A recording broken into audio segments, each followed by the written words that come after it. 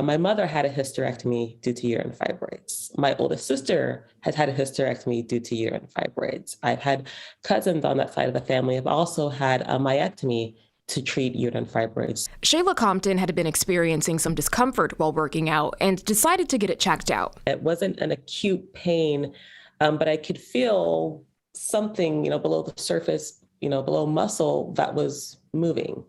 And then I also started to notice some abnormal times when a menstrual cycle would start or stop, or the flow of a menstrual cycle would be pretty heavy compared to a few cycles before. After a visit to the OBGYN, she was diagnosed with uterine fibroids in February 2020. During the pelvic exam with my OBGYN, she definitely was able to tell that there was at least 2 or 3 uterine fibroids that were present there.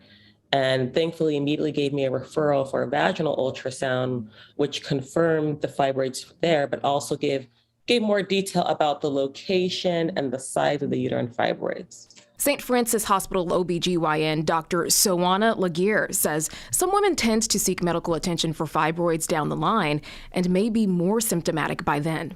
Culturally, some people might say, oh, it's a period. It's supposed to be heavy and painful. Some families are like that. Yeah, you get heavy periods, and they normalize it, or someone may normalize it, to them, which is not always the case. There could be perception of systemic racism in terms of like presenting to the hospital for evaluation because of fear that their complaints or concerns might not be taken as serious, or for whatever reason. I asked Dr. Laguerre why Black women face this condition more often than others. She says it's actually unclear why that is the case. There is suspected that there's a genetic element or predisposition for this. However, there's no specific gene that has been identified to be the cause of this. Other associations in some small studies that they've noted is that maybe it's related to obesity or vitamin D deficiency, which are slightly more prevalent in African-American women. She says there's no answer to pinpoint why women even develop fibroids, but there are some risk factors associated with it, including being premenopausal, a family history of the condition, the amount of time between births, high blood pressure, and obesity.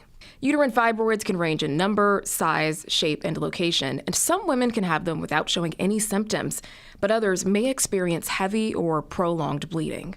They end up coming to the hospital and they're significantly anemic with low hemoglobins, and they require blood transfusion.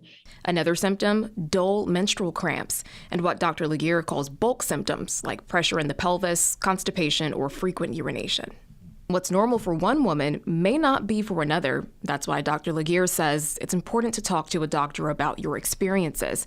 Compton works with the Center for Black Health and Equity, an organization that does outreach work with communities to help women take charge of their health and make them aware of resources available to them.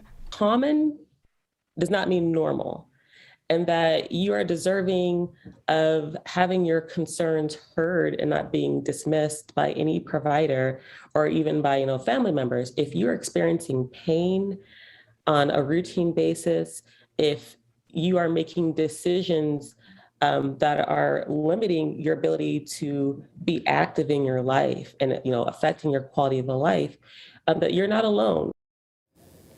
All right, we want to dig into some of the treatment options. Some women may believe this diagnosis means a hysterectomy is down the line, but Dr. Laguerre says that this is not your only option for treatment. First up, observation or monitoring. Dr. Laguerre says that this is for women who are either asymptomatic or have very mild symptoms. Next, non-hormonal and hormonal treatments like birth control to slow down or improve heavy bleeding issues.